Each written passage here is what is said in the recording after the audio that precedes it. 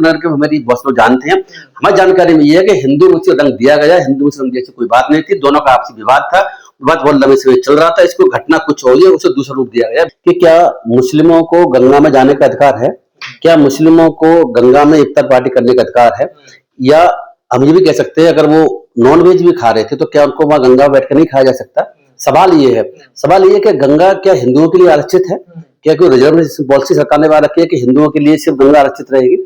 ऐसा कोई सिस्टम नहीं, ना संविधान में कोई व्यवस्था, ना किसी कानून में कोई व्यवस्था है। तो गंगा है या कोई नेचुरल रिसोर्सेज जितने भी गंगा है, यमुना, कोई रिवर हो, जंगल हो, कोई पब्लिक प्लेसेस हो, उन पर सभी व्यक्तियों का समान अधिकार है, देश के सभी नागरिकों का, सभी लोगों का। तो गंगा में अगर मुस्लिम अपनी इफ्तार पार्टी करना चाहते हैं, कुछ खाना चाहते हैं, तो खा सकते हैं, कोई रोक नहीं है। बनारस को ना एक तीर्थ स्थल के रूप में देखा जाता है। इसका मतलब तो ये होगा गंगा जी के बनारस पूरा तीर्थ स्थल है, हरिद्वार पूरा तीर्थ स्थल है। इस तरह बहुत सारे तीर्थ स्थल पूरे मान लेंगे तो फिर तो वहां कोई काम कर ही नहीं सकता। अब बात ये समझने की भी है, ऐसा कोई कानून नहीं है, ऐसा कोई लॉ नहीं है। तो देखो एक आस्था तो है ना सर, देखिए हिंदुओं की एक बड़ी आस्था है वहां पर। नहीं, इस आस्था का मतलब ये नहीं है कि दूसरे व्यक्ति के अधिकारों को खत्म कर देंगे। आस्था अपनी जगह पर है, लेकिन संवैधानिक अधिकार अपनी जगह पर है। संवैधानिक अधिकारों के तहत जिस आस्था की आप बात कर रहे हैं, हिंदुओं की भी आस्था है, तो मुसलमानों की भी आस्था है, ईसाइयों की भी आस्था है, बुद्धिज्म लोगों की आस्था है। ऐसा कोई कानून, ऐसा कोई लॉ मैंने देखा जो ये कहता हो, संविधान में ऐसी व्यवस्था नहीं है जो ये कहती हो कि भाई गंगा जो है वहां पर हिंदू लोग जा सकते हैं और बाकी लोग वहां पर कोई पार्टी वगैरह नहीं कर सकते हैं। ये बात समझने की, जब ऐसा कोई लॉ नहीं है, जैसा हमें समझ लीजिए कि गाय को मारने के लिए नियम है, तो गाय को मारने के लिए वास्तव में अपराधी कैटेगरी में आता है। गंगा को मां माना जाता है, हिंदू गंगा को मां से जोड़ के गाय को भी मां माना जाता है, भारत को भी माता माना जाता है। अगर हम उस सिस्टम पर चलेंगे कि भारत को पूरी को मां, भारत माता बोलते हैं ना, भारतीय जनता पार्टी के लोग, बहुत से लोग भारत माता बोलते हैं, तो उस स्थिति में मुझे कहेंगे भारत में कहीं भी कोई भी लैट्रिन नहीं कर सकता, कोई गंदा मल नहीं फेंक सकता, कोई टॉयलेट भी नहीं कर सकता, कोई नॉनवेज नहीं फेंक सकता, कोई कुछ भी नहीं कर सकता। आप अगर इस प्रिंसिपल में चलोगे तो फिर दुनिया में कोई इंसान के रह नहीं पाएगा। अगर हिंदू लोग जो है अगर गंगा को अपनी मां मानते हैं, धार्मिक उनकी आस्था है, इसका मतलब ये नहीं है कि और लोग वहां एंट्री नहीं कर सकते, वहां कुछ काम नहीं कर सकते, क्योंकि संविधान में कोई रोक नहीं है, कानून में कोई ऐसा कानून नहीं जो कहता हो गंगा में सिर्फ बोलो। अगर ऐसा कोई कानून नहीं तो फिर बनारस पुलिस ने उनको गिरफ्तार क्यों कर लिया? देखो ऐसा है, पुलिस तो उत्तर प्रदेश में भारतीय जनता पार्टी की सरकार जहां जहां पर है, पुलिस जो है हमेशा इलीगल काम करने की आदी हो चुकी है। आप एक ये इंसिडेंट नहीं है, ज्यादातर इंसिडेंट में आप देखेंगे तो पुलिस इलीगल काम करती है, गलत काम करती है, और करने के बाद में फिर वो करती क्यों है? क्योंकि जो वहां की सरकार है, सरकार चाहती है कि मुसलमानों को या किसी लोगों को टारगेट किया जाए, तो वो करती है। हिंदू ब्राह्मणों को भी टारगेट करती है सरकार, जहां करती है। जैसे आप देखिए ना, जो जेएनयू में जो चल रही है, अब यूजीसी गाइडलाइन चल रही है, वहां भी जो शर्मा पंडितों के साथ जो एफआईआर कराई गई है वो इसी एंगल से कराई गई है। तो जो भी व्यक्ति सरकार की आइडियोलॉजी के खिलाफ काम करेगा, जाति धर्म कोई भी, सरकार उसको टारगेट करती है।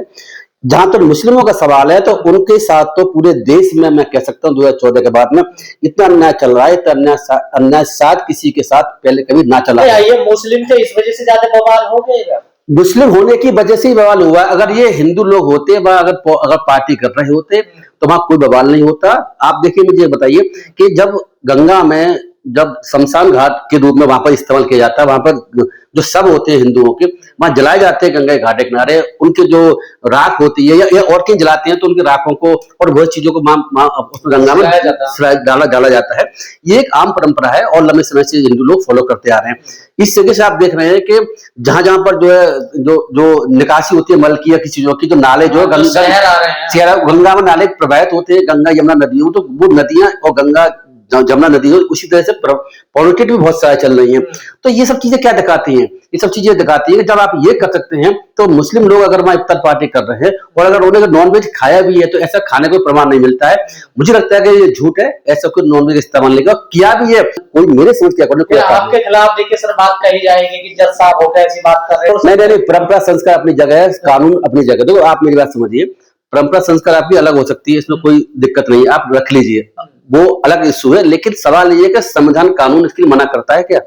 बात इंपॉर्टेंट इसमें कानून संविधान की है। जैसे परंपरा तो बहुत सारी चीज चल रही है जो कि परंपरा गलत नहीं है। जो परंपरा संविधान कानून का बेस्ड है, परंपरा में इसका कोई इंपॉर्टेंस नहीं है, परंपरा कोई माना भी नहीं आता। मैं संविधान में भी बात लिखी हुई है, ऐसी कोई परंपरा है वो सिस्टम है जो कि संविधान कानून के खिलाफ है, तो वो इलीगल है, मानी नहीं। ये गिरफ्तारी अगर कानून के खिलाफ ही पुलिस ने काम गलत किया तो फिर कोर्ट को एक्शन ले सकता है ना? कोर्ट ने तो कर दिया ना। आप क्या समझ रहे हैं, उत्तर प्रदेश में किसी मजिस्ट्रेट में ये हिम्मत है कि वहां पे बेल दे दे? उत्तर प्रदेश की न्यायपालिका के आप क्या समझते हैं? उत्तर प्रदेश की न्यायपालिका में जैसी स्थिति खराब है, मैं आपको बता नहीं सकता। उत्तर प्रदेश में मैं सारे जजों को तो नहीं कहूंगा, लेकिन मेरे समझ के अकॉर्डिंग 90% जजों की हालत वहां बड़ी खराब है। वो बेल तो देते नहीं है, वहां भ्रष्टाचार बहुत ज्यादा बड़े पैमाने पर होता है। मैं आपको साफ आपके चैनल के माध्यम से कहता हूँ। दूसरी बात, एक बात और बता दूं कि वहां के मजिस्ट्रेट तो बेल कभी दे नहीं सकते जहां पर पुलिस इस तरीके की जो घटनाएं जो हाईलाइटेड हो चुकी हो। वहां पर तो स्थिति में जब आपने ये बात करी है जजों की, देखो लॉ ये कहता है कि अगर कोई एफआईआर गलत की गई है, अगर एफआईआर गलत की गई मतलब ऑफिस नहीं बनता है और जबरदस्ती एफआईआर कर लेगी किसी पॉलिटिकल किसी रीजन की वजह से, तो जज की मजिस्ट्रेट की ड्यूटी है जहां पर पेश किया जाता है कि वो पहले चेक करेगा। अगर कोई एफआईआर नहीं बनती, ऑफिस नहीं बनता है, तो तुरंत रिलीज कर देगा। बेल की भी जरूरत नहीं है इसमें, वो रिमांड भी नहीं कर सकता। लेकिन स्थिति क्या है कि उत्तर प्रदेश की हालत तो बहुत खराब है। मुझे लगता नहीं उत्तर प्रदेश किसी भी एक जज में इतनी हिम्मत है कि वैसा कर सके। जैसे दिल्ली में आप देख रहे होंगे, दिल्ली में अभी जो केजरीवाल और बाकी लोगों को जो अभी डिस्चार्ज किया है सेशन जज ने, ऐसा उत्तर प्रदेश में शायद संभव नहीं है, मैं कह सकता हूँ। एक बात और बता चलूं, जब आपने ये बात पूछी है तो देखो उत्तर प्रदेश में एक जज है, हाई कोर्ट के जज। अब आप मजिस्ट्रेट की बात, ये तो मजिस्ट्रेट के सामने पेश किया हुआ है। हाई कोर्ट के जज हैं, उन जज के खिलाफ सुप्रीम कोर्ट के ने अभी कुछ 2 महीने पहले बहुत सारी बातें कही कि इन्होंने बेल जो 304 बेल दहेज हत्या में बेल दी है वो गलत है, नियम के अगेंस्ट, और स्ट्रक्चर तक पास किया। उन्हीं जज साहब ने क्या हुआ, अभी करीब 20 दिन पहले की अखबारों की खबर है, जब चीफ जस्टिस ने वहां के इलाहाबाद हाई कोर्ट के ने उन जज साहब को बेल रोस्टर पर भेजने की कोशिश की, तो उन्होंने कहा मैं बेल रोस्टर पर नहीं जाऊंगा। क्यों नहीं जाऊंगा? क्योंकि मेरे खिलाफ सुप्रीम कोर्ट ने कमेंट पास कर दी है बेल के लिए। उनके बारे में इंडियन एक्सप्रेस अखबार ने एक न्यूज 2 दिन पहले अखबार में आई है, उसने अपनी इंक्वायरी की है। उसके साथ क्या है कि 510 बेल एप्लीकेशन जज साहब के पास हाई कोर्ट में, जिसमें जाकर के दहेज हत्या की थी, 510 में से 508 में बेल ग्रांट करी हाईकोर्ट जज ने। एक हाईकोर्ट जज ने 510 में से इलाहाबाद हाईकोर्ट में 2-3 महीने के अंतर्गत में 508 यानी 99.61% में बेल ग्रांट करी है।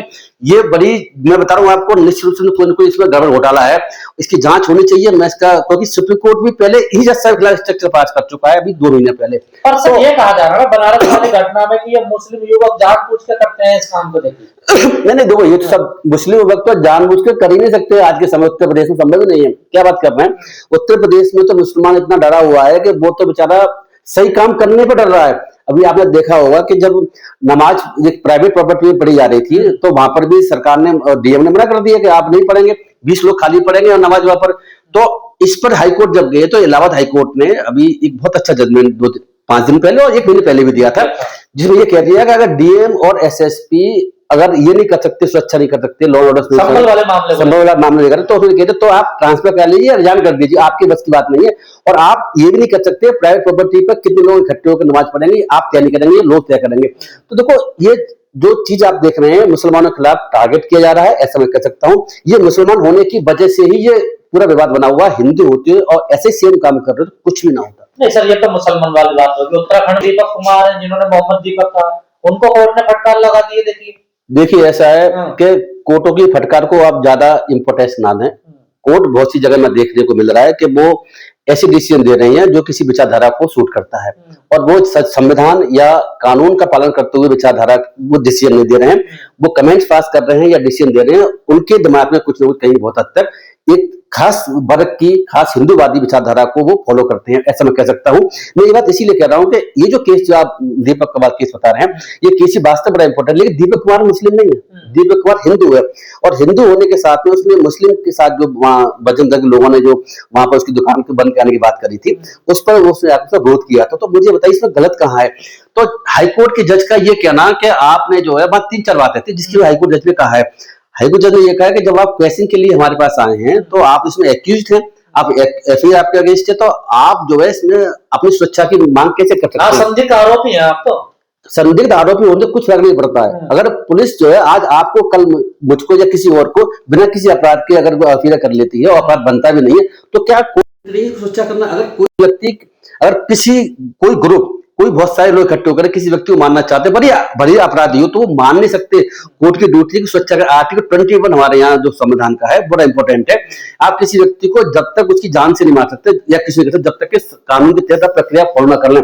हाई कोर्ट के जजमेंट जो अभी तक ऑब्जर्वेशन जो कल आया, जो संविधान की भावना का अगेंस्ट है। सुप्रीम कोर्ट के ऐसे बहुत से जजमेंट पहले हैं जो कहते हैं कि अगर कोई व्यक्ति आपकी हाई कोर्ट के पास आया हुआ है, वो उसकी जान पे खतरा है, तो स्वच्छता प्रदान करनी चाहिए। वो एक्टिव होने से स्वच्छता प्रदान करने का मतलब प्रदान नहीं करेंगे, ऐसा नहीं हो सकता। आप ये भी देख रहे होंगे कि कुछ केस में ऐसा होता है हिंदू मुस्लिम लड़की भाग जाती है। ये कहा है जांच में फिर बाधा होगी ना, कोई जैसी दिक्कत नहीं होगी। तो वहां तो हाईकोर्ट के जज का जो कमेंट है वो तो बड़ा शर्मनाक कमेंट मैं आपके चैनल माध्यम से कहता हूँ। हाईकोर्ट जज ने एक बात और कही है कि आपकी सुरक्षा पुलिस कर रही है, पुलिस को आपकी सुरक्षा की चिंता ज्यादा है आपसे। क्यों? कि जिससे कि आपके खिलाफ चार्जशीट फाइल कर सके। अगर आपको कोई कुछ कर देगा तो आपको कोई मार देगा तो चार्जशीट फाइल नहीं हो पाएगी। जज साहब को इतनी भी समझ नहीं है, मैं आपसे चैनल के माध्यम से फिर कहना चाहता हूँ, आप उसको दिखाइए, मुझे इसकी जज की परवाह नहीं है। उनको इतनी समझ भी नहीं है कि पुलिस जो है उत्तर प्रदेश में हाईकोर्ट का ऑर्डर आ रहे हैं कि वो कह रहे हैं कि पुलिस तो जानबूझ करके टारगेट कर लोगों को मार रही है, कई पैरों में गोली मारती है और जजों को भी धमका रही है। ये तो हाईकोर्ट, इलाहाबाद हाईकोर्ट कह चुका है, उत्तराखंड हाईकोर्ट का सवाल है। तो वो पुलिस जो है, ये जो कहना है पुलिस तो एनकाउंटर करती है, फर्जी एनकाउंटर, बहुत से पुलिस वालों को सजा हो चुकी है। तो जज साहब को कैसे पता चार्जशीट इसमें आने वाली है? जज साहब जो कह रहे हैं चार्जशीट आएगी तो दंगा भड़काना चाहते थे, दंगा भड़काना चाहते थे वो लोग जो बहुत पुराने समय से, लंबे 40-50 सालों से, शायद मेरे ख्याल से वो मुस्लिम बाबा नाम से दुकान चला रहा था। कोई दुकान बाबा नाम से चलाए ना चलाए, इसके लिए आम लोग जो है, जो किसी हिंदू संगठन के लोग हैं, इसका विरोध कैसे कर सकते हैं? और नाम मुझे क्या रखना किसी दुकान वाले को, ये कि हिंदू संगठन बताएंगे। और उसने बड़ी अच्छी बात कही थी, आपने देखा होगा, जो दुकानदार था उसने कहा था कि बाबा तो बाबा साहब डॉक्टर बी अम्बेडकर को भी कहते हैं, बाबा साहब बोलते हैं, बाबा बोलते हैं। कि बाबा औरों को भी पीर बाबा कहा जाता है, बहुत से बाबा कहा जाता है। तो आप बाबा को हिंदुओं से नहीं, मुस्लिम भी बाबा शब्द का इस्तेमाल करते हैं। ये बात ये भी कही है। तो देखिए, ऐसा है कि इस देश में संविधान कानून के साथ देश नहीं चल रहा है, मुस्लिमों को, लोगों को टारगेट किया जा रहा है। एक तो किसी ने एक बात कही है कि ऐसा लगता है कि शायद ही हम देश जो है मुसलमानों को जीर्णोद्धार कराने के लिए उस रास्ते पे चल रहा है, ऐसा उसने ये कहा जाता है कि आप लोगों को मुसलमान दिखाई देते हैं लेकिन हिंदू दिखाई नहीं देते। खूब दिखाई देते हैं, कहाँ दिखाई देते हैं? उत्तम नगर में मुसलमानों ने देखा नहीं, खूब दिखाई देते हैं। हम हिंदू हैं, मैं भी अभी हिंदू हूँ, मैं भी कोई उसकी धर्म को मैंने अभी कन्वर्ट नहीं किया हुआ है। तो मैं बता रहा हूँ, हिंदू लोग जो हैं जितने भी हैं, उत्तम नगर में तो नहीं बोले आप, देखिए उत्तर नगर में क्या बोल रहे हैं, देश में हिंदुओं के साथ नहीं बोलते हैं, नहीं ऐसा नहीं, जहाँ जरूरत पड़ती है बोलती है। लेकिन जहाँ बोलने वाले जो किसी चीज को अगर जानबूझ करके रंग देने की कोशिश करते हैं, हिंदू मुस्लिम रंग देने की कोशिश करते हैं, जब हिंदू मुस्लिम जैसी कोई बात ना हो। मेरी नोटिस उत्तर नगर के बारे में ये है कि उत्तर नगर के मेरी बहुत लोग जानते हैं, हमारी जानकारी में ये है कि हिंदू मुस्लिम रंग दिया गया, हिंदू मुस्लिम जैसी कोई बात नहीं थी, दोनों का आपसी विवाद था, विवाद बहुत लंबे समय चल रहा था। इसको घटना कुछ हो गई, उसे दूसरा रूप दिया गया, बीजेपी लोग होता है, तो इसमें ऐसी कोई बात नहीं। जैसा आपने कहा कि मुसलमानों टारगेट किया जा रहा है भारत में, 100% किया जा रहा है। ये मैं नहीं कह रहा, इसमें सारे लोग कह रहे हैं। अभी आपको चलती एक बात और बता दूं, अभी 2 दिन पहले आपने देखा होगा कि अमेरिका की जो आयोग उसने क्या रिपोर्ट दी है, रिलीजियस कमेटी की, उसने कहा कि आरएसएस को बैन कर देना चाहिए। आरएसएस को बैन करने की उसने सिफारिश की है। आरएसएस की बैन वाली इस बात के साथ हम उससे भी सहमत नहीं है। लेकिन आप ये भी समझिए कि आरएसएस बाकी और बहुत संगठन इस तरह के हैं जो एक्टिविटी में इन्वॉल्व है, वो एक्टिविटी उनकी दुनिया को जाहिर है। जब महात्मा गांधी जी का जब मर्डर हुआ था, उस वक्त आरएसएस की भूमिका भी इसमें संदिग्ध थी। तो आरएसएस को पहले बैन किया चुका है। हमें ये समझने की है कि संविधान के तहत बहुत संगठन हो रहे हैं, बैन हो रहे हैं। तो आरएसएस को सरकार क्या करेगी, सवाल पैदा नहीं होता है। तो आरएसएस को बैन का तो सवाल पैदा नहीं होता। बीजेपी की सरकार तो आरएसएस चलाएगी। समाज को क्या करना चाहिए ऐसी घटनाओं से बचने के लिए? ऐसी घटनाओं से बचने के लिए मुस्लिम समाज जो कर सकता है वो कर रहा है। वो क्या कर रहा है, वो अपनी ऐसी घटना ना होने देने के लिए प्रिकॉशंस लेता है। लेकिन फिर भी सवाल ये है कि इस देश की जो बहुत सी सरकार है, जो बीजेपी की सरकार है, वो जानबूझ करके मुसलमानों को टारगेट करते हैं। वो अपराध करते हैं या नहीं करते उससे मतलब नहीं है, मुसलमानों को परेशान कैसे किया जाना है, ये इस देश के सरकारों का एक तरीके से एजेंडा बना हुआ है।